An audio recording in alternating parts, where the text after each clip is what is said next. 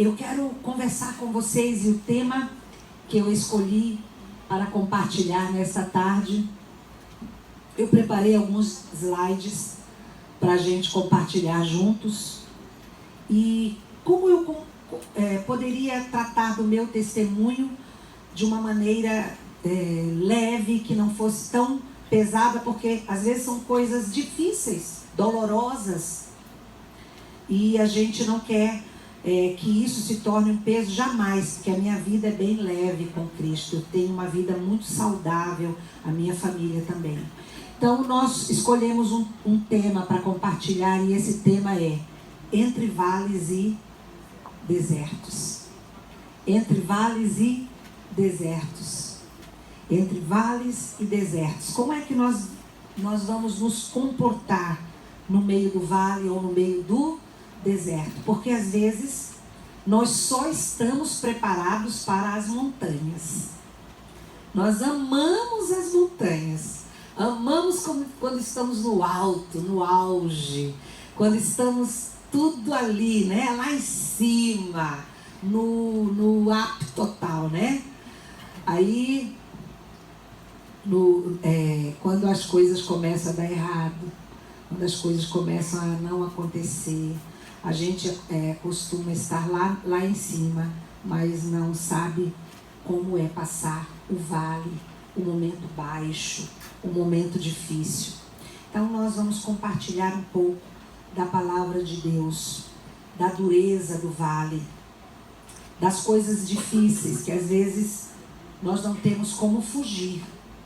Tem um fato que é real: nós nunca poderemos evitar os vales. A nossa vida é uma caminhada. Nós todos, desde que nascemos até o dia em que nós completamos o nosso ciclo de vida, nós vamos invariavelmente passar montanhas e passar também desertos, passar vales, momentos difíceis, momentos duros. Nós gostaríamos de vir aqui e pregar aquele evangelho que às vezes a gente até sabe que alguns pregam, que tudo sempre vai dar certo.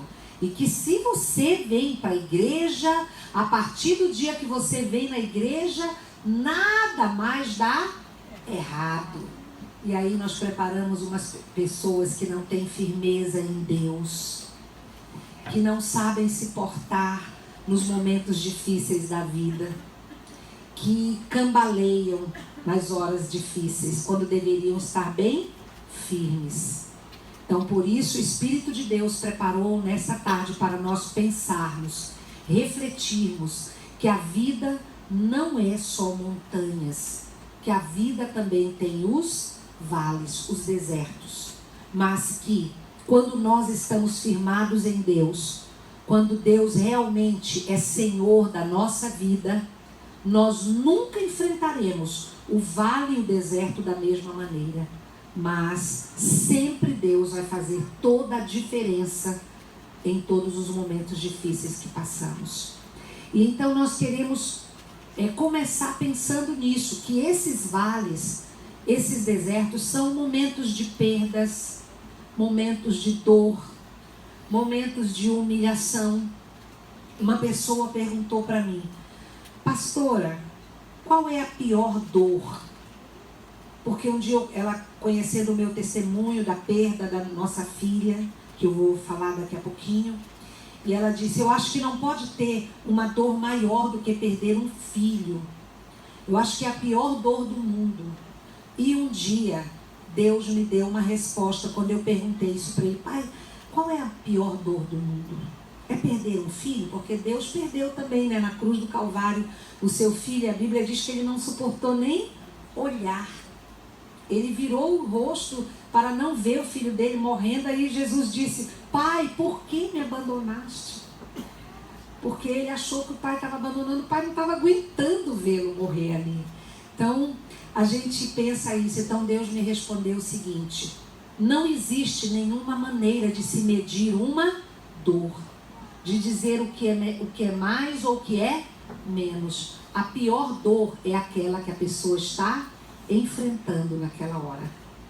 Às vezes, para uma pessoa, o final de um casamento é o fim. A perda de um ente querido é o fim. Às vezes uma pessoa, quando descobre que um filho ou uma filha está envolvido em alguma coisa obscura ou algum caminho errado, ela pensa, a vida acabou, então não tem mais. Às vezes pessoas, e vocês sabem disso, se suicidam por causa de problemas financeiros, né? Por dívidas. Então, naquele momento, para aquela pessoa, aquilo era o pior. Então a pior dor é aquela que a pessoa está enfrentando e que ela sente que a sua vida está sendo dilacerada por causa daquilo. O rompimento de uma relação, a perda de alguém, a humilhação sofrida, pessoas que têm um padrão de vida bem alto e de repente se veem num momento de crise financeira, de perdas de valores financeiros e se sentem humilhados, pessoas que passam por diversas circunstâncias. Então, esta é a pior dor. A pior dor é aquela que a pessoa está sentindo e que está deixando-a triste, abatida, e nenhum de nós pode evitar esses vales e desertos. A gente vai sempre passar alguma decepção, alguma frustração, alguma dor, alguma perda, alguma doença, alguma enfermidade. E isso faz parte da vida. Isso faz parte. Isso não quer dizer que você foi feito para isso, ou que você tem que se conformar com isso. Apenas que você precisa aprender a lidar com isso. Eu quero compartilhar com vocês, mas antes de começar a compartilhar, eu peço que você feche os seus olhos, porque eu estou aqui para falar em nome de Jesus, por coisas que eu passei na presença de Deus, por situações diversas da nossa vida, e que eu sei que Deus vai falar ao teu coração, em nome de Jesus, ó Pai. Eu estou aqui na tua presença com os teus filhos e filhas. Fala ao nosso coração, Espírito Santo. Nós te damos toda a liberdade agora para falar conosco. Vem tratar cada coração, cada vida, porque o Senhor conhece. Eu não conheço nenhuma dessas pessoas que está aqui, mas o Senhor conhece cada uma. O Senhor conhece cada homem, cada mulher, cada jovem, cada criança. O Senhor sabe cada família, quais são as necessidades, quais são as dúvidas, os problemas, as lutas, as dificuldades que cada um enfrenta. O Senhor sabe tudo que cada um de nós precisa hoje. Por isso nós nos colocamos agora na tua presença, debaixo da tua autoridade. Vem falar ao nosso coração e seja engrandecido, ó Pai. Recebe aqui neste lugar toda a honra e toda a glória, todo o louvor, em nome de Jesus. Amém. Amém? Uma parte do meu testemunho começa aqui.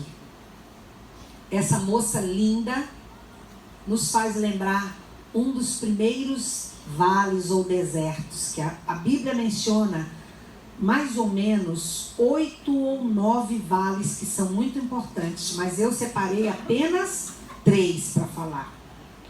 Os que eu considero que são mais frequentes na nossa vida. Então, dos vales que a Bíblia fala, eu separei esses 3. E durante o tempo em que eu falo deles, eu vou contando uma parte da minha vida.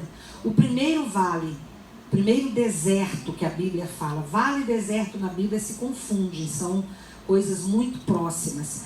Ele está registrado em Gênesis, no capítulo 14, no primeiro livro da Bíblia. Se você quiser ir abrindo a Bíblia, acompanhando, você fique à vontade, porque é Deus falando. É o momento em que Abraão chega na terra dele, onde o sobrinho dele, Ló, ficou enquanto ele fez uma viagem. E quando ele chegou ali, neste vale chamado Sidim, que era um deserto, um vale, uma parte de deserto. Quando ele chegou em Sidim, havia tido uma invasão do inimigo, e eles tinham destruído uma grande parte da família, das pessoas que moravam ali. E Abraão foi confrontado com essa visão. Ele chegou lá e ele viu corpos jogados, corpos que foram deixados, cadáveres. Ele chegou logo após a invasão e ele viu que o inimigo tinha invadido e tinha até levado pessoas cativas, prisioneiras, e alguns estavam mortos. E a Bíblia diz que Abraão teve uma atitude ali diante daquele vale. Se você estiver com a sua Bíblia aberta, você está acompanhando o que eu estou dizendo. Abraão, a Bíblia diz que ele, quando viu a destruição que foi causada, ele não ficou contando quantos morreram. 1, 2, 3, 4, 5, não. Ele não ficou contando os mortos. A Bíblia diz que ele se retirou e reuniu todos os que estavam vivos. E ele contou os que estavam vivos. E uma das lições que nós aprendemos com Deus no decorrer da minha vida foi esse. Essa jovem linda, que quando essa foto foi tirada, foi aproximadamente uns 15 dias antes dela ser assassinada. Nossa filha caçula, Lilian de Assis Obalski, uma jovem de 23 anos de idade, iria completar 24 anos. E aos 23, antes de completar 24, ela foi brutalmente assassinada. Lilian, eu vou resumir a história, toda a história está no meu livro Tu Estás Comigo, tem DVD também, mas aqui a gente vai resumir para não ficar muito demorado. Lilian havia casado muito jovem e teve um casamento que não funcionou. Ela teve 2 filhinhas e ela teve um divórcio. Tudo muito precoce na vida dela. Isso você sabe que hoje em dia acontece muito com os jovens. Talvez você diga, mas filho de pastor, amigo, amiga, todos nós dependemos da misericórdia de Deus. Porque os nossos jovens, eles fazem o que eles querem. Não vão atrás de conselho, de nada. Então a gente tem sempre que clamar a Deus pela sua misericórdia. O casamento da Lília não deu certo e ela se divorciou. 1 ano e meio depois de divorciada, ela decidiu recomeçar e tentar ter um relacionamento com um rapaz. E ela conheceu esse rapaz que sempre os nossos filhos criados no evangelho, na palavra, na igreja, só que tanto o primeiro marido quanto o segundo, esse jovem com que ela começou o relacionamento, nenhum dos dois era convertido, como a gente diz, né? Não, nenhum deles seguia a mesma fé. E esse segundo, ela com 2 meses que estava namorando este jovem, ela viu que não dava certo. Ele era muito possessivo, era difícil, um temperamento muito... enfim, não vou entrar em detalhes. Não deu certo, ela resolveu terminar e ele não aceitou. Resumindo, ele invadiu a casa dela e a assassinou. Ela ainda teve tempo de correr para o quarto. A perícia do IML faz todo o retrato do que aconteceu no laudo. Ela ainda conseguiu se trancar no quarto e ele derrubou a porta com um cachilho e tudo e trucidou a nossa filha de faca. Foi quase que uma degola, sem nenhuma defesa. Hoje eu posso falar sobre isso porque foi em 2008 e o Espírito do Senhor derramou muito bálsamo no meu coração. O Espírito Santo teve que tratar muito a minha vida. Então não fique olhando para mim dizendo, que mulher, isso é uma heroína. Eu quis que ele morresse. Eu quis que ele desaparecesse. Eu odiei com todas as forças. Eu passei 10 dias da minha vida chorando com as cinzas dela no tapete da sala, achando que a minha vida tinha acabado, que eu nunca mais poderia pregar o Evangelho. O que eu vou falar? Como é que eu vou dizer? O que eu vou fazer? Como é que eu vou conseguir viver? Vendo o nosso rosto estampado em todos os noticiários. Foi uma coisa terrível. 2 meses. Eu nunca tinha pisado numa delegacia. Nem eu, nem meu esposo.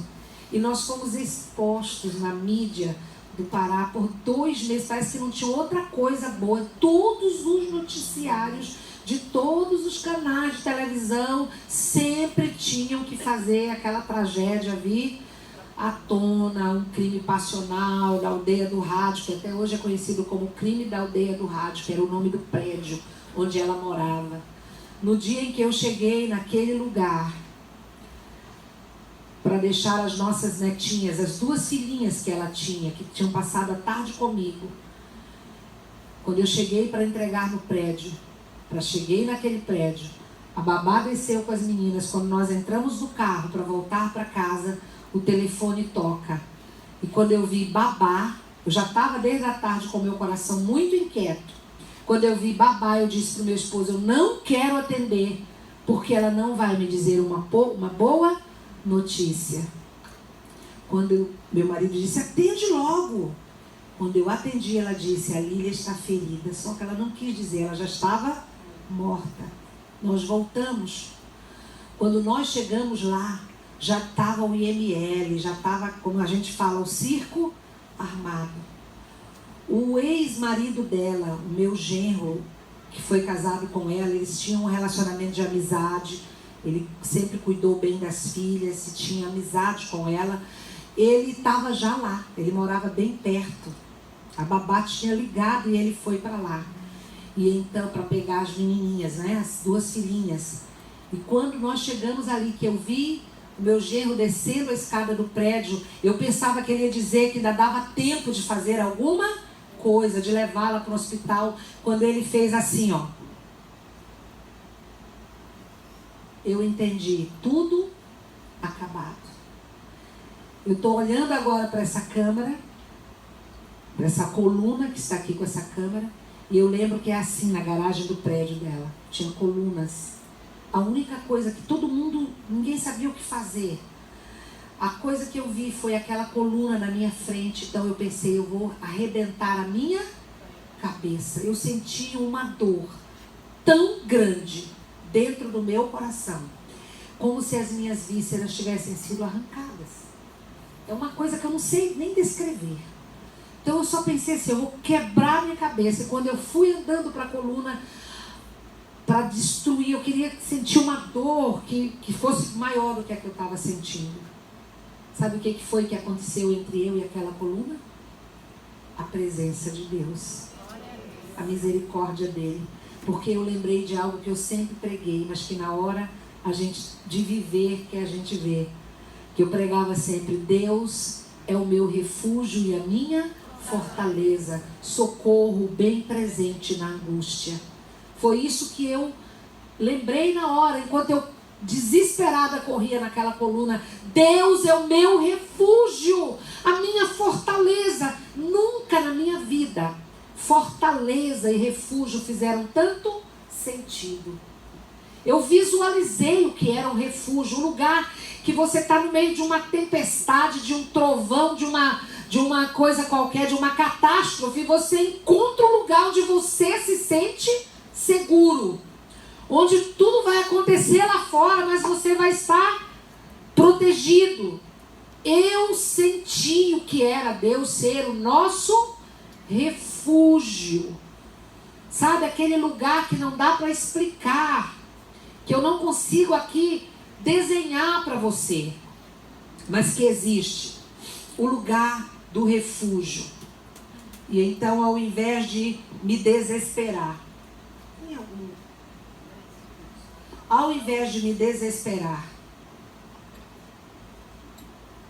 serve também. Ao invés de me desesperar, não é porque eu sou heroína, não. É porque Deus é misericordioso.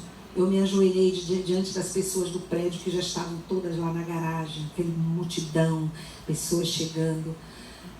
E eu comecei a dizer: glória a Deus. Não é porque não doía. É porque eu entendia naquele momento que a única coisa que eu poderia fazer era oferecer para Deus sacrifício de louvor. É fácil amar a Deus e adorar a Deus, estar seguindo a Deus quando tudo parece estar na montanha. Quando a tua vida está no, sabe, upgrade, lá em cima, tudo bem, tudo funcionando, tudo para cima, né? Mas quando você se depara com tragédias desse tipo, não tem título, não tem carteira, não tem credencial de pastor, não tem nada que te prepare para um momento desse. Você se sente vulnerável do mesmo jeito que todas as pessoas. Então eu clamei e disse glória a Deus. E até hoje eu escuto testemunhos de pessoas que estavam lá e disseram: aquilo ali mudou a minha vida. Porque eu estava diante de uma tragédia que eu não sabia dimensionar, e vendo a mãe, o pai da pessoa dizendo glória a Deus. Não é porque nós estávamos felizes ou sem dor. Nós não podemos basear a nossa vida só porque nós estamos felizes ou porque nada está acontecendo. Ah, Deus é bom o tempo todo Deus é bom. Aí ganha na loteria, recebe um presente, ganha uma viagem, está bem, ganha uma promoção. Ah, Deus é bom o tempo todo Deus é bom. Quando a Soraya Moraes escreveu essa música, ela estava na sala de espera com a filha dela entre a vida e a morte. A filha dela estava praticamente desenganada e ela estava desesperada. E ela começou a cantar: quão grande é o meu Deus, cantarei quão grande, naquela sala de hospital. Essa música que já ganhou até o Grammy Internacional foi feita e composta num momento de dor. E ela teve a coragem de dizer: quão grande é o meu Deus, mesmo que dentro dela havia a possibilidade de perder a filha dela. Mas ela estava dizendo: meu Deus é grande. O que eu quero te dizer, Abraão não ficou contando os mortos. Às vezes você tem uma perda na sua vida. Você perde um ente querido, já viu isso? Ou talvez você já viveu isso? Todo ano, quando vai se aproximando a data, começa a vir uma depressão. Ah, vai fazer, mês que vem vai completar 1 ano. Mês que vem vai completar 2 anos. Acontece isso ou não? Tem pessoas que ficam a vida inteira presas no vale de Sidim, no vale da perda. Não conseguem se livrar disso. Eu fiquei por um tempo ali, 10 dias da minha vida que eu não sabia fazer mais nada, a não ser chorar. Eu não tinha mais nem lágrima. Eu tinha assim era um choro seco. Não tinha mais lágrima. Não conseguia. E numa madrugada, o Senhor Deus falou comigo e disse: é hora de se levantar, de sair do vale de perda, de deixar de ficar olhando para a morte, porque eu tenho algo ainda extraordinário para a sua vida. Eu quero dizer que por mais duro que pareça ser, por mais difícil que pareça ser, aquilo que você pensa que é uma perda, aquilo que você sente como uma perda de um ente querido, ou de um casamento, ou de alguma perda na sua vida, até mesmo a perda da sua saúde, as perdas que nós temos, eu quero que você saiba que Deus está aqui nessa tarde para falar com você como Ele falou comigo. Ei, você está passando o vale da perda. Vale não é lugar de ficar. O vale não é lugar de parar e de morar. Deserto não é lugar para ninguém viver. O deserto é lugar de passagem. Diga passagem. Passagem. Então Deus falou comigo e eu resolvi que eu ia me levantar. E Deus está dizendo para você nessa noite, nessa tarde e noite: levanta, porque eu quero te tirar do vale da perda. Eu quero te mostrar como eu mostrei para Abraão. Ao invés de ficar fixado no que perdeu, ao invés de ficar fixado no que não foi, no que não aconteceu, eu tenho algo muito maior para você. Talvez na hora você não consegue ver, não, acabou, como eu não conseguia. E eu quero dizer para você que isso foi em 2008. Nós estamos em 2017, 9 anos se passaram. Eu já vivi tanta coisa boa na minha vida. Eu já recebi tantas coisas boas. Onde eu achava que era o fim, Deus tem providenciado todos os dias coisas grandiosas e bênçãos na minha vida. Talvez você pense ser o fim. Eu não quero menosprezar a dor, Porque eu já disse no início, a pior dor é que a pessoa está sentindo. Mas eu quero te dizer que confia no poder de Deus, que Ele não te trouxe aqui hoje à toa, por acaso. Ele te trouxe aqui para você ouvir e saber que nosso Deus é muito maior e que a tua vida, a tua história não acabou com as perdas que você teve. Deus tem te mantido de pé. Deus tem te mantido vivo, viva, para você ainda conhecer o melhor de Deus e bênçãos na sua vida, aonde você possa pensar que é o fim. Abraão reuniu um exército com os vivos e ele foi lá e derrotou o inimigo. Valorize o que você tem e deixa para trás o que você perdeu. Você está entendendo? É duro, é. Mas Deus está aqui para te dizer, a vida que Ele tem preparado para você é muito maior e melhor do que a perda que você sofreu. Não é que você ame menos o seu pai que morreu, a sua mãe que morreu, o seu filho que morreu. O amor vai ser para sempre. O amor vai ser para sempre. Eu sempre vou amar aquela minha filha. E eu não quero dizer para você que às vezes não vem lágrimas nos meus olhos, não, lágrimas de saudade, mas não de dor, mas não de sofrimento, porque eu decidi colocar na mão de Deus a minha vida, a minha dor, o meu sofrimento. E a Bíblia diz uma coisa muito importante: Ele levou sobre si as nossas dores e as nossas enfermidades. Se alguém aqui tem passado pelo vale da perda, em alguma área da sua vida, da sua história, discretamente faça assim com as suas mãos. Em qualquer área que você perdeu algo, alguém ou algo que te causou dor, que você teve uma perda, eu quero dizer para você, em nome de Jesus, o Senhor Jesus, vai levantando a sua mão. Ele levou sobre ele na cruz do Calvário toda essa dor, toda essa perda, todo o sofrimento.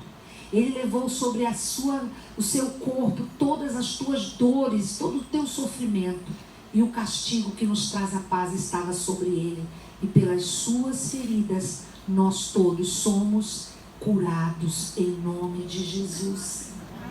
Deixa o bálsamo de Deus tocar a tua vida. Deixa o bálsamo de Deus tocar você. O outro vale é o vale de Baca, que a Bíblia fala e ele é mencionado nos Salmos 84, versículos de 4 ao 6. O vale de Baca, Baca significa lágrima, sofrimento. O vale de Baca, hoje em dia, se nós fôssemos traduzir para os dias de hoje, seria depressão. Diga, depressão. O que é depressão? Às vezes a pessoa tem depressão e nem sabe, não é diagnosticada. A depressão, o próprio nome já diz, é uma pressão para baixo. É aquilo que te deixa para baixo, que te deprime, que te aperta, que você às vezes não consegue explicar, perde o vício da vida, perde a alegria de viver, perde a vontade de sorrir. Às vezes o vale da lágrima, o vale de Baca, ele vem depois do vale da perda. É uma continuidade, a pessoa tem uma perda, fica presa naquele vale e então ela passa depois pelas lágrimas. É aquela pessoa que depois que teve uma doença, um problema, ou que está enfrentando uma luta, não consegue achar nenhum motivo para ser feliz, para sorrir. E até se incomoda com a alegria dos outros. E que não consegue superar a tristeza ou a depressão. A depressão é a doença que mais está afetando as pessoas nos dias de hoje. A depressão, ela vem de maneira sorrateira. E a pessoa às vezes perde até a vontade de viver. Por diversos motivos. O vale de Baca, esse vale de lágrima, ele é mencionado nos Salmos. Mas ele diz assim, leia comigo. Bem-aventurado o homem cuja força está em ti, em cujo coração estão os caminhos aplainados. e que passando pelo vale de Baca, faz dele uma fonte. E é sobre isso que eu quero falar. No meio da dor, no meio do sofrimento, no meio da luta, Deus tem fontes preparadas. Às vezes você está tão focado no deserto, às vezes você está tão focado na dor, na luta, no problema que você está enfrentando, na perda que você teve, na luta, na doença, no problema do casamento, no problema da família, que as coisas estão acontecendo ao teu redor e você não percebe, porque você só tem foco para o problema, você só tem foco para a dor, você só tem foco para a tristeza, e você não consegue se livrar disso, porque é uma teia que oprime. Mas a Bíblia diz, passando pelo vale de Baca, faz dele uma fonte. A responsabilidade de transformar os vales ou os desertos em fonte é nossa. No meio do deserto, Deus sempre vai ter fontes para a nossa vida. Recebe isso no teu coração. Não importa a luta que você está passando, que parece que é o fim, que você não consegue ver solução. Se você não consegue ver solução sobre qualquer área da sua vida ou da sua trajetória, lembre-se sempre que nós temos um Deus que é o Deus do impossível. Onde se esgotam as nossas possibilidades, é onde Deus começa a agir. Então eu te convido para uma vida de fé. Eu te convido para uma vida de confiança, de colocar a tua vida em Deus, de aprender a confiar nele, a deixar os teus medos, as tuas ansiedades, todas colocadas em Deus.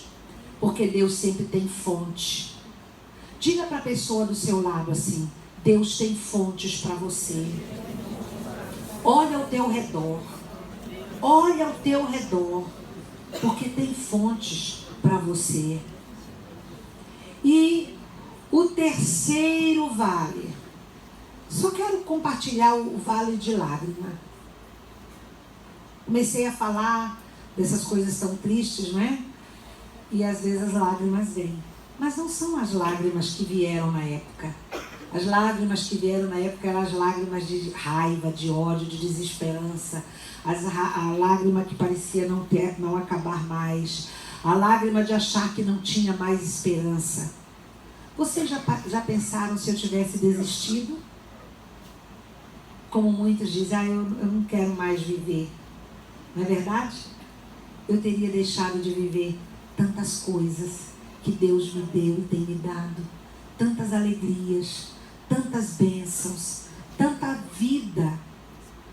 Então Deus tem muito para te dar. Abre os teus olhos para ver as fontes. Não fica focado no deserto, porque no meio do deserto, tenha certeza do que eu estou te dizendo hoje, em nome de Jesus. Tem fontes, basta você tirar os olhos da dor, da lágrima, do sofrimento e você vai ver as fontes. A fonte de Deus na tua vida, há fontes para você e Ele tem aberto nesta tarde. E quando a gente fala nas fontes, nós vamos falar do terceiro vale. Que passando pelo vale de Baca, faz dele uma fonte. Amém? Você recebe? Amém. Diga, tem fontes de Deus para a minha vida. Creia nisso que você está falando.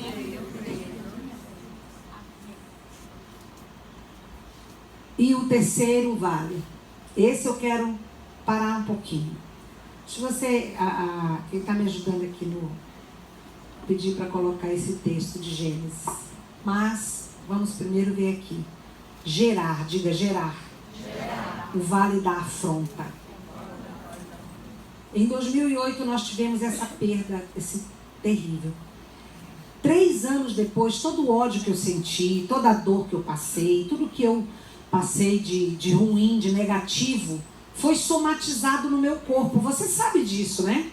A ciência comprova que todos os sentimentos negativos são somatizados. Por isso que eu, quando prego hoje em dia esse assunto, Deus tem me dado maturidade e o privilégio de pregar sobre o perdão, sobre decidir não guardar mágoas e amarguras. Ontem eu preguei um pouco sobre isso lá no congresso, né? Sobre não deixar a raiz de amargura no nosso coração, porque quando a gente deixa, ela enraiza e ela causa danos na nossa vida. Quando você é traído e você odeia, quando a pessoa que você ama te abandona e você fica com ódio, quando o teu marido ou a tua esposa te troca por outro ou por outra e você começa a odiar ele, odiar o outro e querer o mal, pode ter certeza que o pior que você está fazendo não é para ele ou para ela. Você está fazendo contra você mesmo. Então, essa somatização de todos os sentimentos negativos que eu passei, e não tem ninguém no mundo que vai chegar para mim e vai dizer que eu não tinha razão. Alguém pode dizer, na pastora, só não tinha razão. Tem alguém que tem coragem de dizer isso para mim? Que um cabra, como meu marido diz, um cabra chega, só porque a tua filha não quer namorar mais com ele. 2 meses de namoro, ela diz, eu não quero mais. E ele entra no apartamento dela, derruba a porta, trucida a tua filha covardemente, sem nenhuma chance de defesa. E deixa 2 criancinhas órfãs. Alguém chega, tem coragem de dizer para mim que eu não tinha razão de odiar? Que eu não tinha razão de sofrer? Pois eu te digo, eu tinha toda a razão. Ei, querida, você tem toda a razão de odiar. Ei, querido, você tem toda a razão de ter raiva, de sofrer, de sentir dor. Pelas coisas ruins, pela traição, pela inveja, por alguém que te prejudicou, por alguém que te ofendeu, por alguém que te caluniou, por alguém que te causou mal, por alguém que te fez alguma coisa que prejudicou a tua vida, por alguém que te trocou, por alguém que te rejeitou. Você tem toda a razão, eu te dou toda a razão. Mas eu quero te dizer que eu escolhi que ser feliz era muito melhor do que ter razão. Ser feliz é melhor do que ter razão. A razão, ter razão não vai aliviar. Ter razão de odiar, o que isso adianta? Você vai ficar guardando mágoa, rancor, sentimentos negativos na tua vida que só vão causar o teu mal. 3 anos depois, eu estou tomando um banho e sinto um nódulo no meu seio esquerdo. E quando eu passo ali a mão, eu vejo um carocinho. Eu fui falar para o meu esposo, ele disse, isso não é nada, é tão pequenininho, deve ser uma glândulazinha. E eu disse, não, eu acho melhor eu dar uma olhada melhor.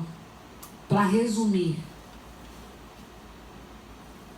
eu estava com câncer. Eu fiz uma biópsia de punção, não sei se tem algum médico aqui. Eu não sabia nada, eu não sabia linguagem médica, eu nunca tinha passado por essas coisas. Até hoje eu não sei muito bem, não. Eu falo um pouco assim, por alto. E eu fiz uma biópsia de punção lá no hospital. 10 dias, ele foi para o laboratório, 10 dias depois eu fui pegar o resultado e eu saí de casa dizendo assim, vou pegar o resultado, mas não vai ser nada. Tenho certeza que já deu tudo certo. É isso que a gente sempre quer. E é para isso que a gente sempre se prepara. É ou não é? Vai ser nada, fica tranquilo. Então, quando eu peguei aquele papel, entrei no carro, ninguém espera chegar no consultório, né? A gente quer logo ver. E eu abri o papel, eu fiquei muda.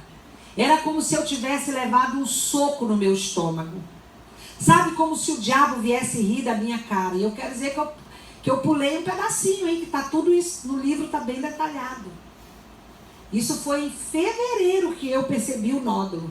Em janeiro do mesmo ano, 2011, 3 anos depois da perda da nossa filha, nós estávamos vindo para São Luís de carro, em janeiro, de férias. Eu, meu esposo num carro, e o meu filho, a nora e os 2 filhinhos dele no outro carro. Lembra que eu falei que um dos meus netos biológicos estava no céu? Meu filho, a barra de direção do carro dele quebrou, um carro novo. 3 meses comprado na concessionária, 0 quilômetro, Peugeot. Quebrou a barra de direção do nada e ele entrou no mato. O carro dele voou, ficou preso nas árvores. E naquele acidente, o nosso neto de 10 meses de idade perdeu a vida. Então, isso em janeiro. Estávamos começando a nos recuperar daquela dor de novo, daquela perda. E aí eu, um mês depois, passo por essa descoberta. Em março, início de março, sai o diagnóstico. Quando eu abri no carro, que eu vi escrito lá, carcinoma ductal invasivo, grau 2. Por que eu estou falando do Vale da Afronta? Porque eu senti o diabo me afrontar dentro daquele carro. Sabe, foi como se o diabo viesse para mim ali no meu ouvido. Foi fração de segundos. E ele dissesse, toma-te. Você ficou firme lá quando perdeu a tua filha. Você ficou firme quando você perdeu o teu neto. Mas agora eu quero ver, eu acabei contigo. Para mim, queridos, na minha mente, eu não tinha uma linguagem médica muito clara, mas eu entendia que carcinoma era câncer e que invasivo era algo que estava me dominando. Essas duas palavras ficaram claras para mim. O diabo desenhou na minha mente uma imagem de uma ramificação tomando conta de mim. E quando eu fiquei muda, estática, o silêncio muito grande dentro do carro, meu esposo não ligou o carro. Ele viu que estava pesado o clima e ele disse, o que foi? O que está escrito aí? E eu falei, como se eu tivesse, eu falei assim, eu estou com câncer. Mas eu estava dizendo, eu estou morta. É como se eu tivesse aberto naquele documento o meu atestado de óbito. Então eu pensei, agora acabou tudo. Agora não tem mais nada para mim. Acabou, fim de linha. Eu só sei de uma coisa, eu senti o meu esposo pegar na minha mão e fazer assim, sabe quando você quer que a pessoa acorde, que ela está estática? E ele fez assim, disse, Eurides, e fez eu olhar para ele. E eu olhei, desesperada. E ele disse, não esqueça quem é o nosso Deus.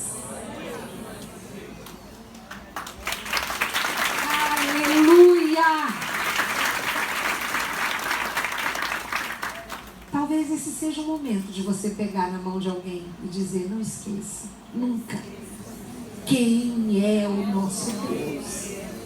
Porque no Vale da Afronta, quando o diabo vem e te afronta, tá vendo? Teu marido te deixou por outra, tá vendo? A tua mulher te traiu, teu amigo te deu cano, você foi roubado, você foi destruído, te enganaram, você está doente, a tua família está sendo destruída, o teu filho está drogado, a tua filha está envolvida em coisas erradas. Quando o inimigo vem te afrontar, quando ele vem esfregar na tua cara os teus fracassos, você fracassou, eu te peguei.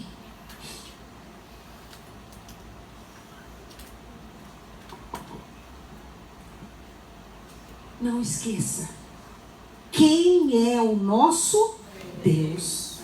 Eu te convido a fazer um exercício comigo, que eu tive que fazer naquele dia.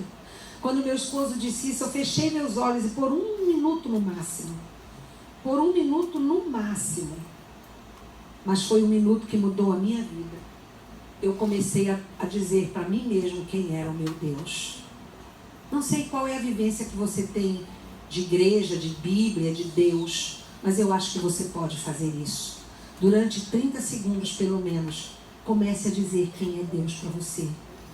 Tudo que você puder falar, Deus é o meu pastor, é o meu Senhor, é o meu guia, é meu escudo, é minha força, minha fortaleza, Ele é o meu juiz, Ele é o meu libertador, Ele é a minha força, Ele é a força da minha vida, Ele é o meu pastor, Ele é o meu socorro bem presente. Vai dizendo isso, porque às vezes você tem que se lembrar no meio da luta, no meio da barra que você enfrenta, quem é o teu Deus. Quem é o teu Deus? O deserto nos faz perder a visão de Deus. O deserto e a dor nos faz esquecer quem é o nosso Deus, o que Ele é, o que Ele faz. O salmista, na hora que ele estava muito desesperado, sendo perseguido, fugindo, ele teve que dizer: louva minha alma ao Senhor, tudo que há em mim, bendiga o seu santo nome. Louva minha alma ao Senhor e não te esqueças de nenhum dos seus benefícios, porque na hora da dor a gente esquece os benefícios de Deus.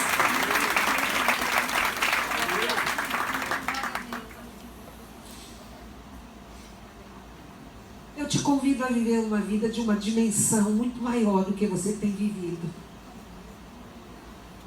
O Espírito Santo te convida hoje a viver uma vida de fé, de confiança e de dependência completa de Deus. Onde você não pode ser alcançado pela afronta do inimigo. Foi um ano de quimioterapia. 2011 eu chamo do ano do longo deserto, ou o ano do longo vale. Em janeiro, a perda do nosso neto. Fevereiro, a descoberta do nódulo. Durante o ano todo, tratamento de quimioterapia e radioterapia, que causaram danos, eu não vou nem falar sobre isso. Terríveis, sequelas que eu carrego até hoje. Então, durante esse mesmo ano, de junho de 2011 a novembro de 2011, 3 irmãos meus morreram. Gente, às vezes eu não falo meu testemunho completo porque é muito difícil, até para a pessoa. Como é que pode acontecer isso? Ela é serva de Deus, ela é uma pastora, como é que Deus permitiu?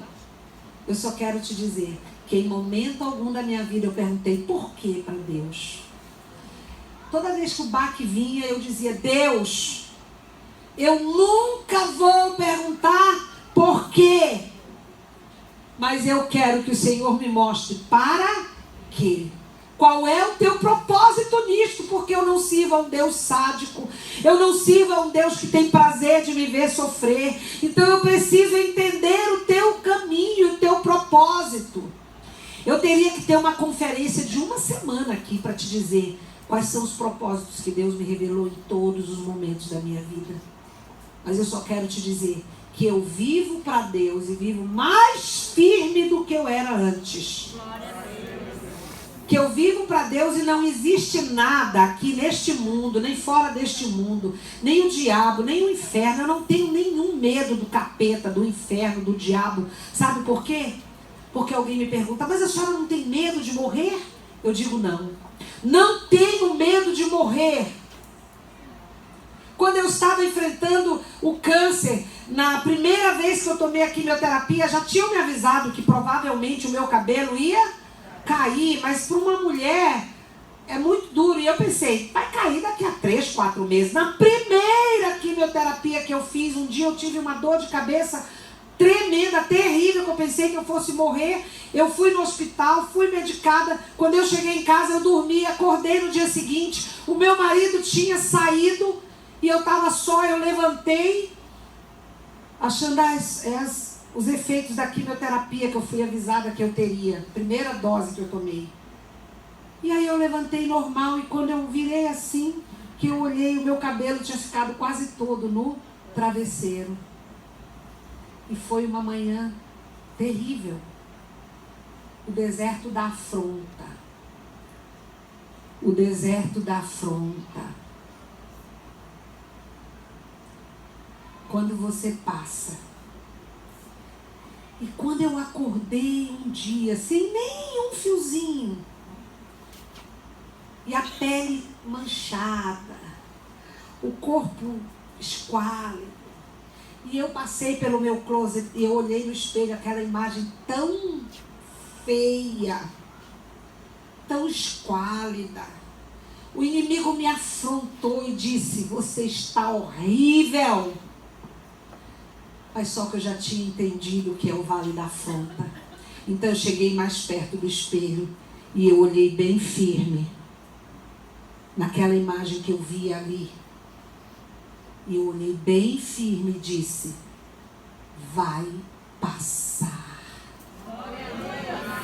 Às vezes você tem que olhar bem firme naquilo que te afronta, naquilo que te humilha, naquilo que te fere, naquilo que te magoa, naquilo que te atormenta. Você tem que encarar de frente e dizer: vai passar.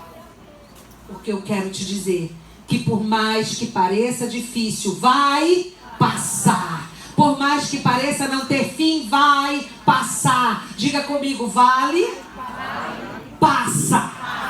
Vale não é lugar de ficar, é lugar de passar. Vai passar. E eu quero te dizer mais: ainda que você ande no vale da sombra da morte, não tenha medo. Não porque você é bom, forte, inteligente ou tem dinheiro, não. Não tenha medo quando Deus está contigo, meu querido.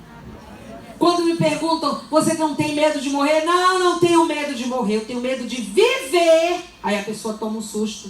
Sem Deus. Eu tenho medo de viver fora do propósito de Deus. Eu tenho medo de viver fora da vontade de Deus. Eu tenho medo de viver fora do caminho de Deus, porque não existe nenhuma vida que me atraia, nenhum sucesso, nem bens materiais, nada que possa me dar prazer ou alegria maior do que confiar em Deus e servir a Deus. E se Deus me prospera, se Deus me abençoa, se Deus é fiel e leal com a minha família, e se Deus tem me dado alegrias, glória a Deus. Porque se Ele fizer, Ele é Deus. Mas se Ele não fizer, Ele também é Deus. Se a doença vier, Ele é Deus. Se curado eu for, Ele é Deus. E Ele não é apenas Deus, Ele é o meu Deus. O único que eu quero, o único que eu confio, o único que vale a pena. O Isaac estava passando uma crise na sua vida. Perdi os cabelos, sobrancelha, cílio, mas não perdi a confiança em Deus.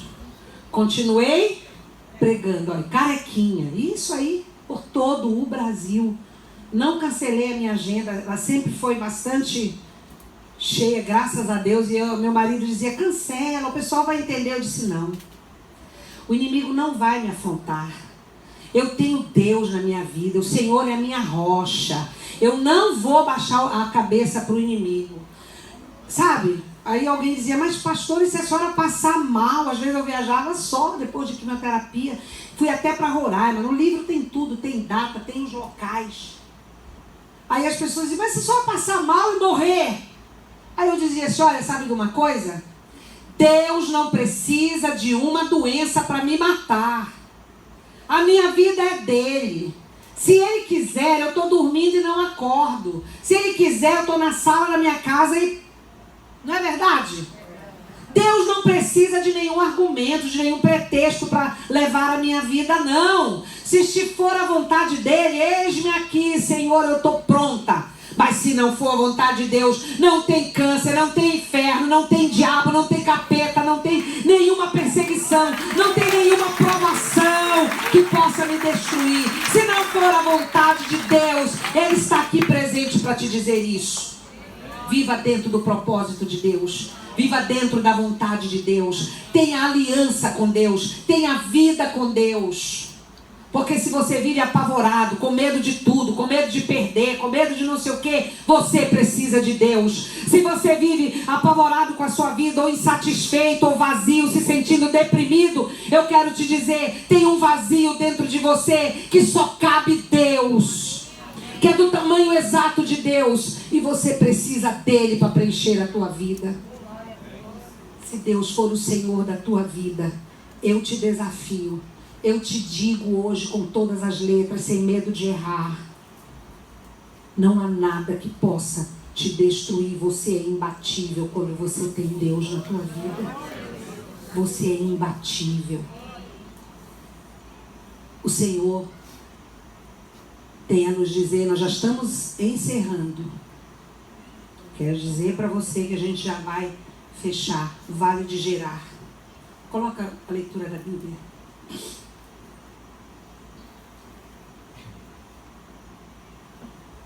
Nós vamos ler Gênesis 26, para a gente encerrar, no momento de ato profético. E havia fome, leia comigo. E havia fome na terra, além da primeira fome que foi nos dias de Abraão. Por isso foi Isaque a Abimeleque, rei dos filisteus, em Gerar. Gerar era um deserto, era uma área desértica. E apareceu-lhe o Senhor, dizendo: não desças ao Egito, habita na terra que eu te disser. Peregrina nesta terra, e eu serei contigo, e te abençoarei, porque a ti e a tua descendência darei todas estas terras. E confirmarei um juramento que tenho jurado a Abraão, teu pai. Eu vou tomar um pouquinho de água para a gente continuar.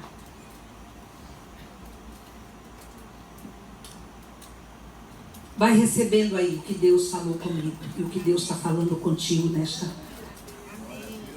Isaque era filho de Abraão, pai da fé.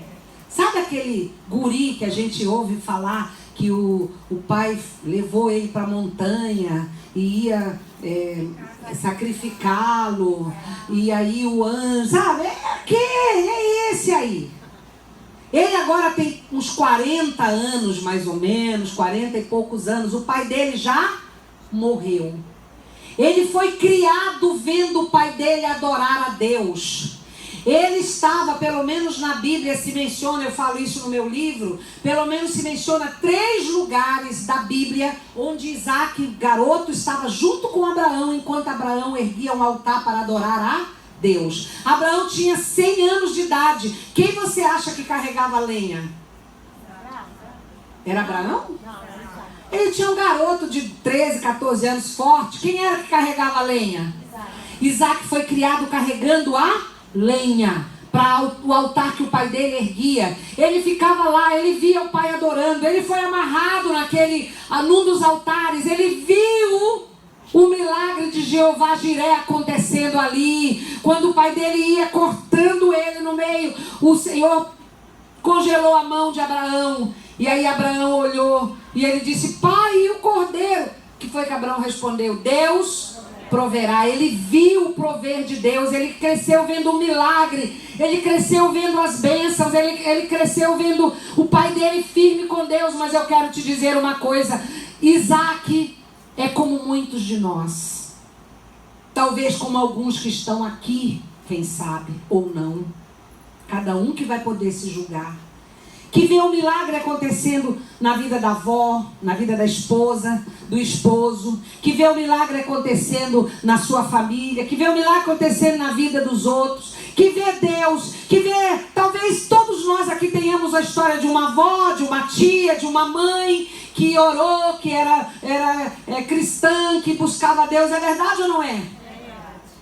Nós crescemos vendo as coisas acontecerem, vendo Deus agir.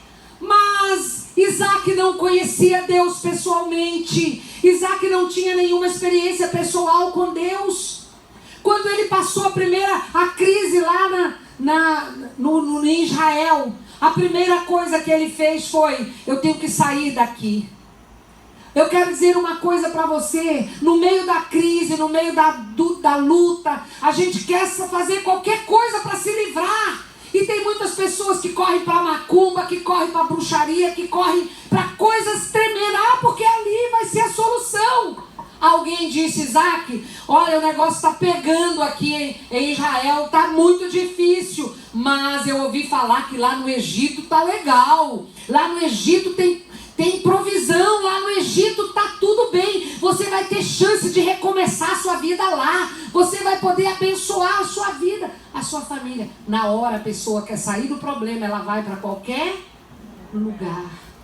Então Deus está dizendo, Deus está vindo nessa manhã, nessa tarde, nessa noite, para dizer para mim e para você: cuidado na hora da luta, do problema, da crise, para onde é que você vai. Porque Isaque decidiu: então eu vou. Mas eu quero te dizer uma coisa que vai fazer toda a diferença. Coloque a mão assim. Acredite em mim. Tem gente que fala: não gosta dessas coisas. Pois então você não vai gostar da bênção de Deus? Jesus fazia cada coisa que se fosse com gente de hoje não ia receber milagre não, porque é todo cheio de mimimi. Não crê em ato profético.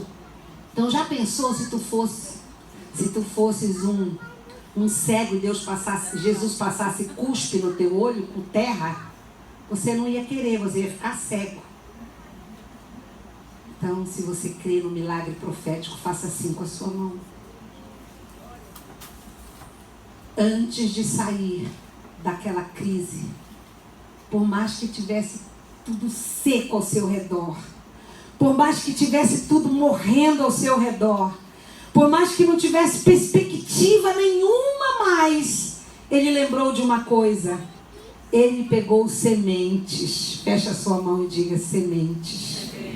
O que foi que ele pegou? Sementes.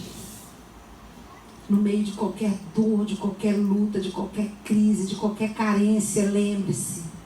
Você tem? Sementes. Então diga, eu tenho sementes. Às vezes você está enfrentando uma situação difícil e você não se lembra disso. Você não pensa nisso. Você tem sementes. Agora guarde essas sementes com você. Guarda firme, porque você vai precisar delas em algum momento. Deus está falando com você hoje. Aí ele pega a família dele e para onde mesmo que ele vai? Para onde é que ele está indo? Para o Egito, porque parece que lá vai dar tudo certo. Lá vai funcionar. E então, entre Israel e o Egito, ele tem obrigatoriamente que passar no deserto. Porque a gente não pode evitar o deserto. Vai ter um momento que a gente vai ter que passar. Só que olha o que aconteceu ali. Deus apareceu para ele. E é isso que me deixa pensativa. Porque Deus teve que se apresentar para ele. Deus teve que dizer: eu sou o Deus dos teus pais. Eu sou o Deus do teu pai. Isaac não conhecia Deus. E agora Deus aparece para ele e diz assim: eu tenho uma coisa para te dizer. Não desça ao Egito. Sabe por quê? Porque o Egito parecia ser a solução, mas era a terra da idolatria, a terra dos costumes pagãos, a terra das orgias, a terra que ia absorver Isaac, ia tirá-lo completamente do propósito de Deus. Sabe o que é o Egito para nós? O Egito simboliza tudo aquilo que aparentemente é bom, aparentemente é legal, mas que vai te afastar do propósito de Deus, vai te fazer magoar o coração de Deus, vai te fazer pecar contra Deus, vai te fazer desagradar o coração de Deus. Às vezes, pessoas estão vivendo conflitos no casamento. Meu casamento está em crise, Aí procura uma terceira pessoa, procura um relacionamento fora do casamento e diz assim: agora eu vou... Essa mulher ou este homem vai ser diferente, vai ser a solução da minha vida. Conversa fiada.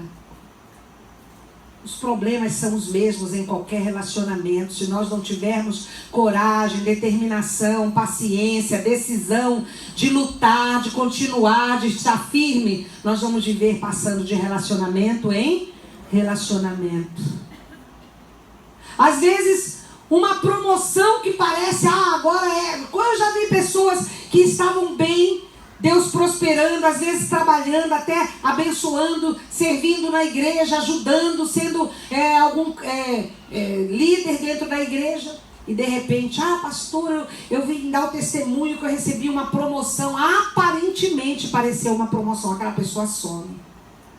Mas você não está...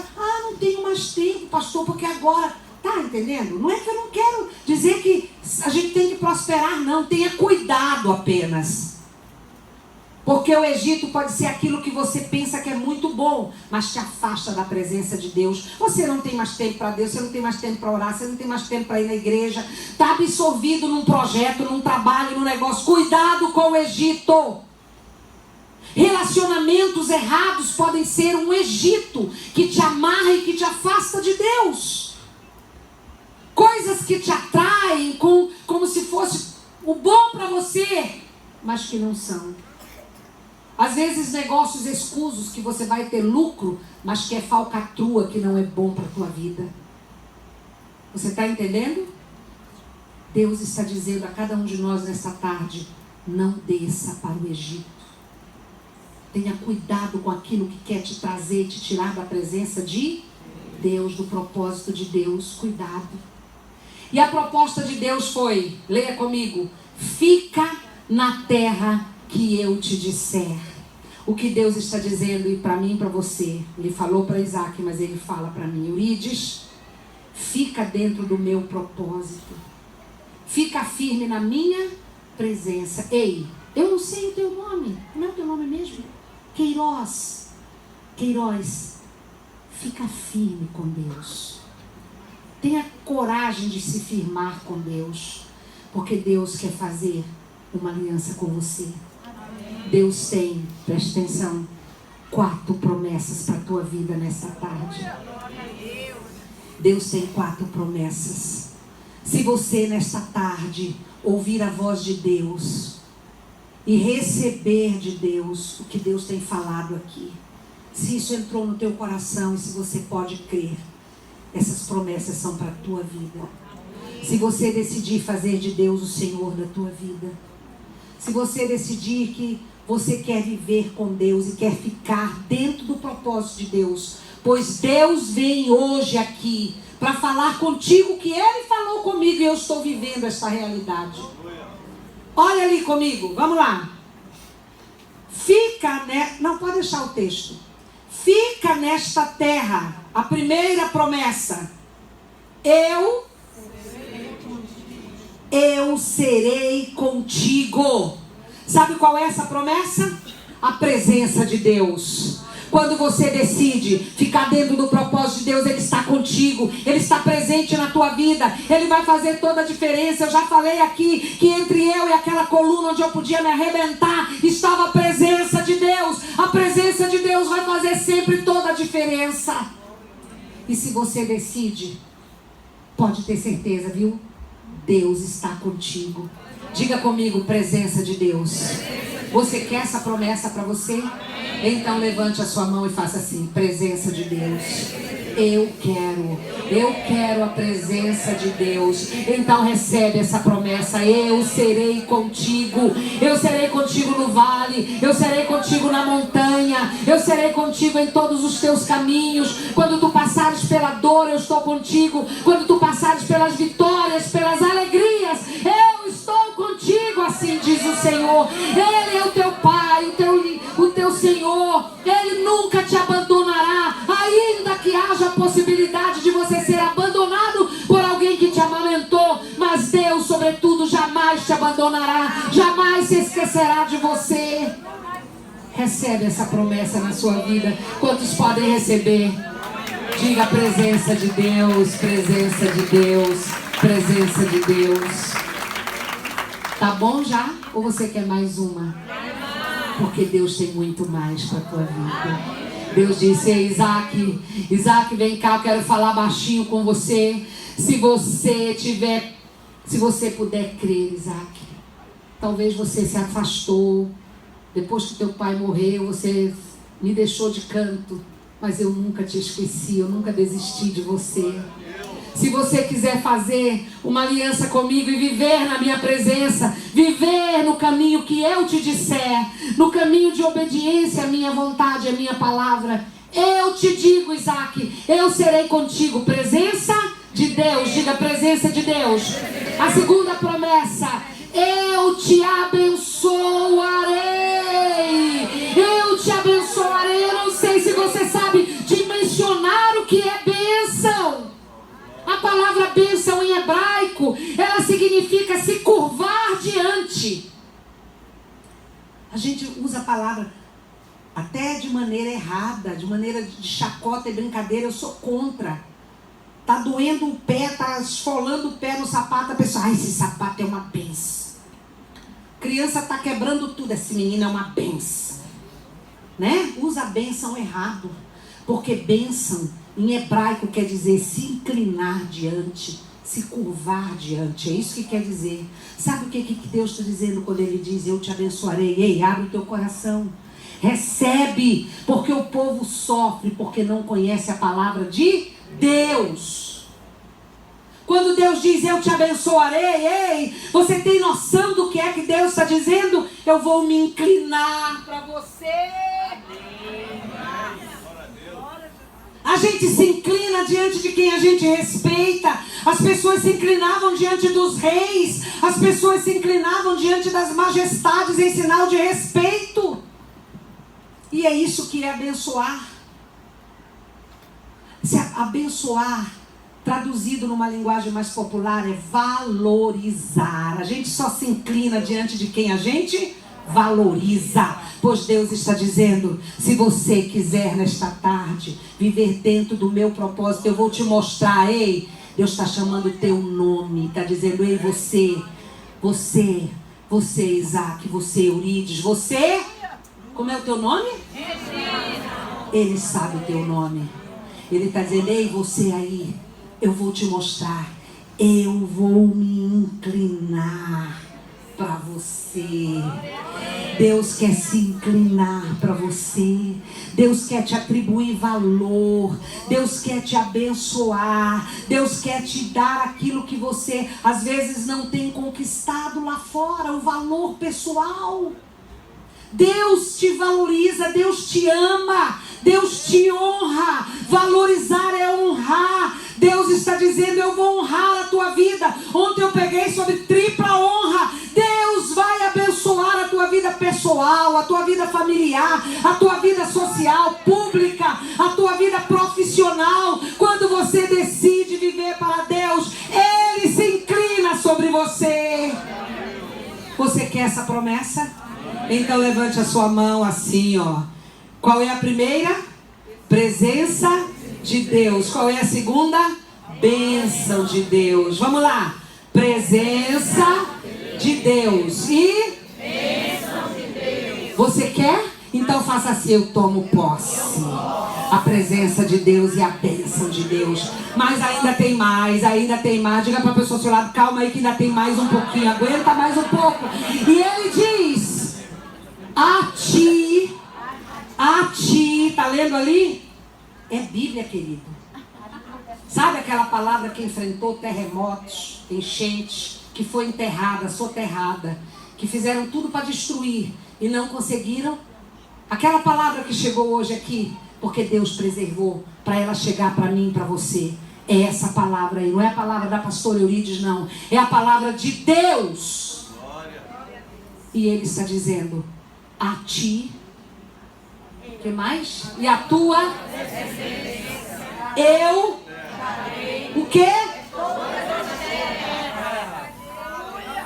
A terceira promessa de Deus é conquista. A terceira promessa de Deus é? Qual é a primeira? Presença. A segunda? A bênção. E a terceira? Tem que aprender o dever de casa, né? Sabe o que Deus está dizendo para você? Que Deus tem bênção para a tua vida, para os teus filhos, para os teus netos, para a tua geração. Que Deus vai transformar a tua família numa família bendita do Senhor, como Ele diz lá em Isaías 61:9. Que Deus vai fazer o diferencial na tua geração. Quando você crê em Deus, a bênção se estende para a tua descendência. Quantos têm filhos aqui e netos também? Pode levantar a mão, os avós, os pais. Levante bem alto a sua mão e diga: a minha descendência é poderosa na terra. Os meus filhos no meio dos povos. E todos quantos nos virem nos chamarão família bendita do Senhor. Diga de novo: família bendita do Senhor. Isaías 61:9, esse texto. É isso que Deus está fazendo aqui, conquista. Aí você diz assim: mas que vantagem que tem nisso? Ele está dizendo: a ti e a tua descendência eu darei todas essas terras. Era só deserto. Era só deserto. Ei, acorda para viver e para entender quem é o Deus que você serve. Onde Deus está não existe deserto. Ele transforma o deserto em fontes de água viva. Ele transforma o deserto em oásis. Ele transforma. E a palavra de Deus diz: o deserto florescerá. Onde Deus está, o deserto floresce. Você lembra, logo no começo, quando eu comecei a falar do deserto da afronta, e eu disse que Isaac saiu de lá e ele levou alguma coisa com ele. O que foi? O que foi que ele levou na mão dele? Quem lembra? Então diga bem alto. Você está com as tuas guardadas? Pega ela aí e levanta agora no teu lugar.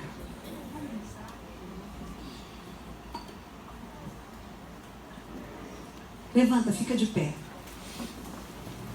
Levanta com as tuas sementes. Agora ele chegou lá e ele viu só deserto. Ele viu só o improvável. Às vezes é isso que a gente vê, né? Só coisa improvável. Ah, não vai dar certo. Alguém ainda chega e diz: não vai dar certo. Talvez você está vendo doença. Está vendo luta. Está vendo problema no teu casamento, na tua família, no teu lar. Está vendo problema nas tuas finanças. Não sei, não te conheço, mas Deus te conhece. Oh, te convido agora para viver essa dimensão com Deus. Levanta essas sementes bem alto. No versículo 12 desse mesmo texto, diz assim: diz que o Isaac resolveu aceitar o desafio de Deus. Que Isaac resolveu, embora ele olhasse para o deserto e achasse: o que eu vou fazer aqui? Ele resolveu confiar. Deus está te convidando hoje para confiar nele. Ainda que você não consiga ver probabilidade. Ainda que você só consiga ver aridez e deserto, seca. Que não haja, talvez, visualmente possibilidade para você. Deus está te convidando como ele convidou Isaac. Isaac, fica aqui. Porque onde você está vendo só deserto, eu vou transformar se você ficar firme. Aí olha o que diz no versículo 12. Que Isaac semeou naquela terra. Ou seja, Isaac pegou as sementes, as únicas que ele tinha. Isso indica que ele resolveu confiar em Deus. Que ele resolveu apostar tudo naquilo. Que ele resolveu lançar toda a sua esperança em Deus. Deus está te convidando a lançar todas as tuas sementes nesta noite. Já é noite. Em Deus. Levanta as tuas mãos para os céus. Confia em Deus de todo o teu coração. Nós vamos fazer um ato profético agora. Eu te convido a deixar tudo de lado. Todo qualquer acanhamento, toda qualquer reserva. E confiar em Deus como Isaac confiou. A Bíblia diz no versículo 12: e semeou Isaac naquela terra, ou seja, naquela terra seca, naquela terra que ninguém dava nada por ela, da terra do improvável. Foi ali que ele colocou as suas sementes.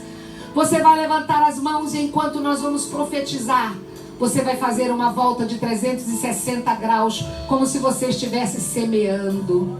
E você vai começar a pensar em todas as áreas da tua vida. Se é família, se é finanças, se é na área da saúde. Onde você está vivendo um deserto agora. Onde você talvez está vivendo uma situação difícil e crítica. E você vai pela fé lançar sementes agora. Em nome de Jesus. Vamos lá. Vamos começar essa volta. Em torno do teu próprio eixo. Mas vai semeando pela fé e vai dizendo: em nome de Jesus.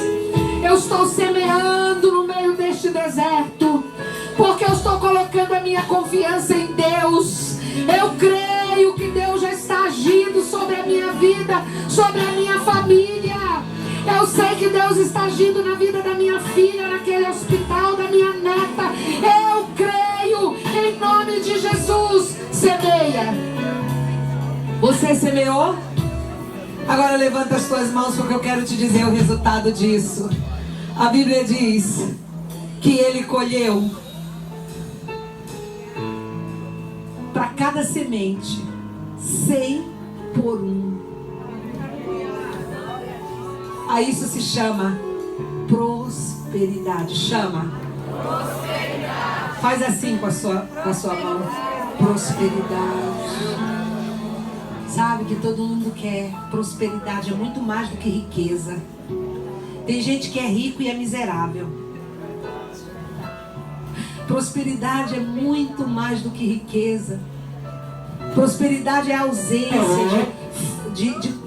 ausência de ansiedade. É viver sabendo que Deus está no controle da sua vida.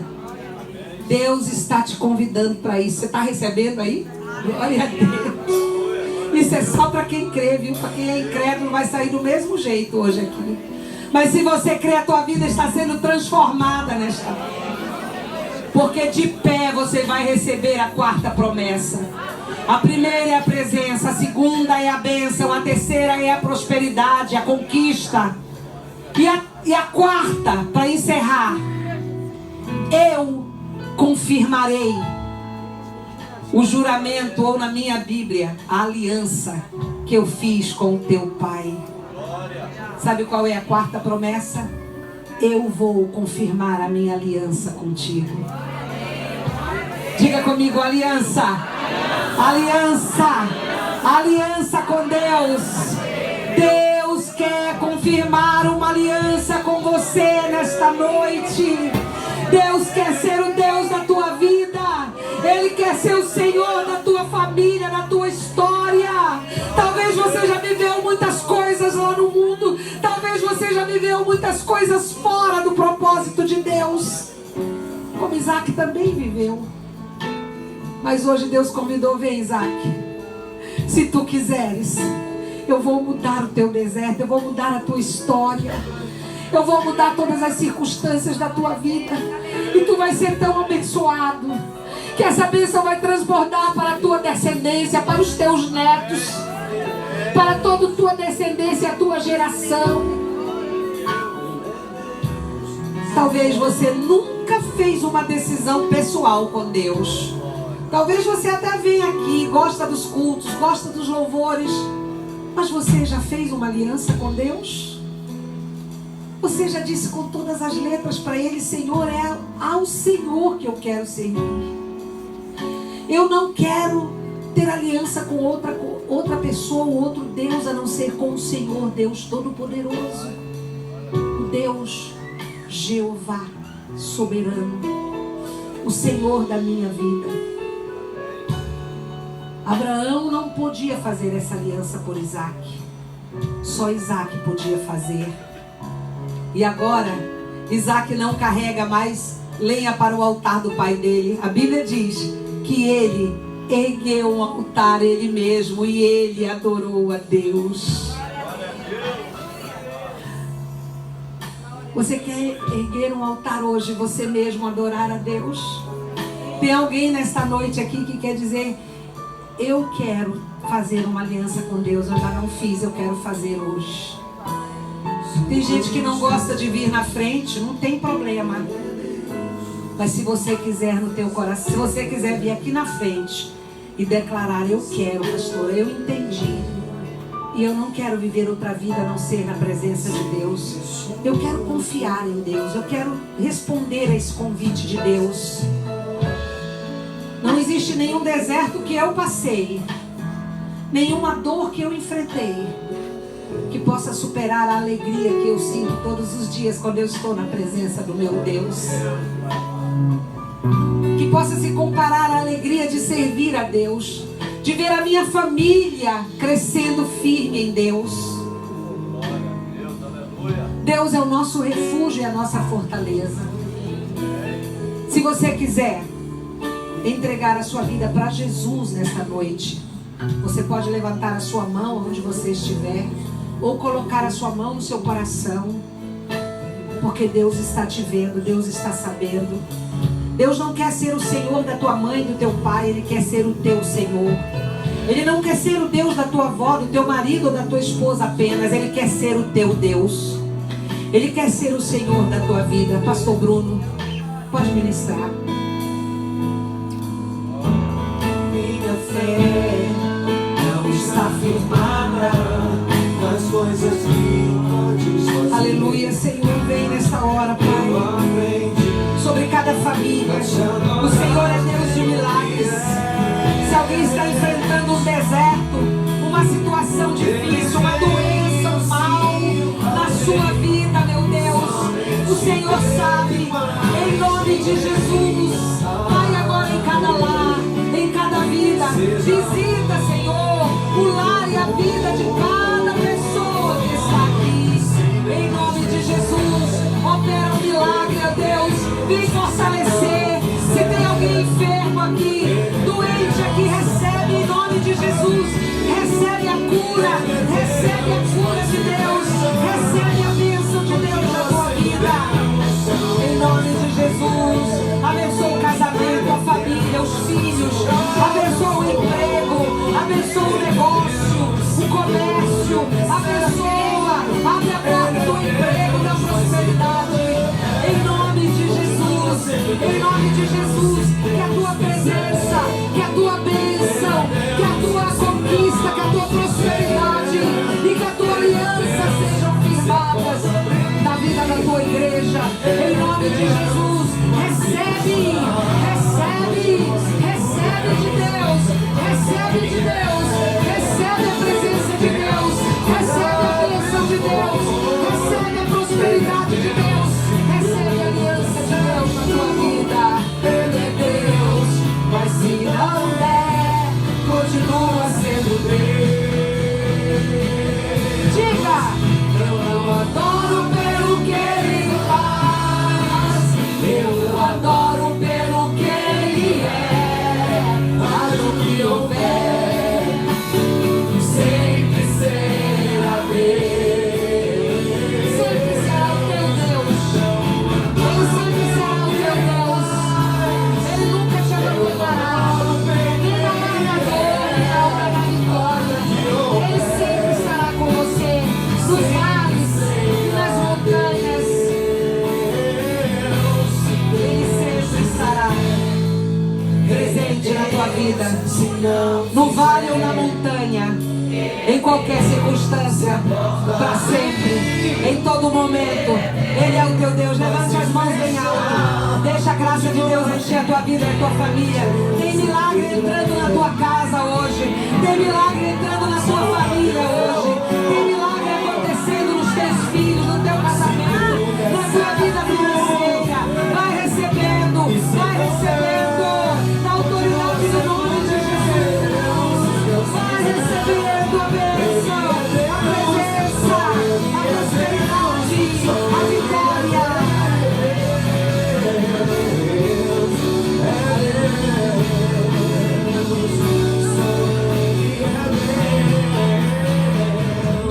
Aleluia. Levante as mãos bem alto. E para finalizar e ter certeza que você nunca mais vai esquecer, quais são as 4 promessas de Deus que você está levando hoje para a tua vida? Vamos lá? Presença de Deus, bênção de Deus, conquista, prosperidade e aliança. Que Deus te abençoe, pastor.